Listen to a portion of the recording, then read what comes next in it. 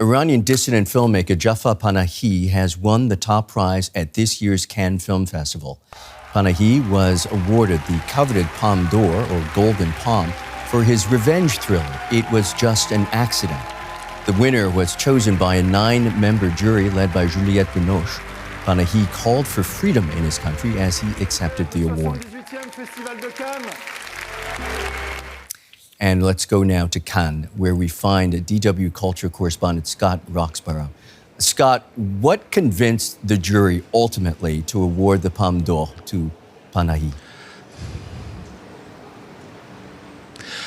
Yeah, I think it was a combination of things. It's the film itself, which is one of his best. It's, as you say, it's a revenge thriller, but it's really incredibly political. It's about a group of political prisoners who are outside now in Tehran, and they think they recognize their former torturer on the street. So they kidnap him and then debate whether to kill him or forgive him. So it is a thriller, sort of almost Hitchcockian in its suspense, but also raises sort of ethical questions of the true meaning of vengeance and justice. The other reason that I think Panahi won the Palme d'Or this year is because of the man he is. He is probably the most famous dissident director in the world.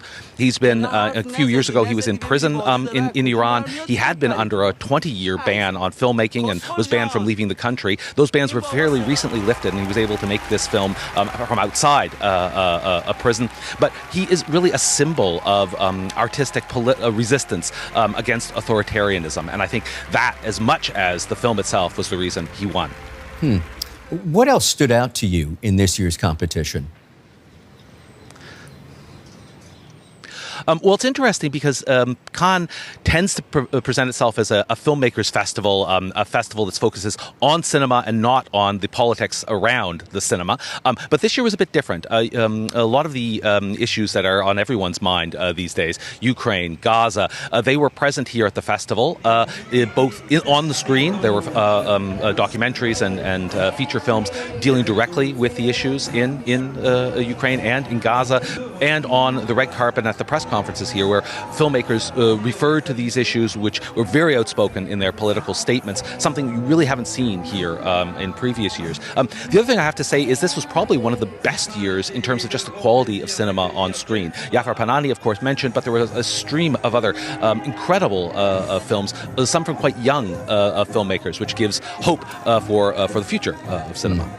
Scott, less than a minute, but I do want to ask you this. I can't leave without asking you about the power outage in Cannes. I've been to that festival before. There are so many logistical issues to deal with, not to mention a lot of consumption going on. Talk to us briefly about the drama this must have caused. Yes, this is sort of the cliffhanger to end the festival. Yesterday, we had a power outage in the morning, apparently as a result of sabotage at a power plant outside the city. Cut the power in the entire city.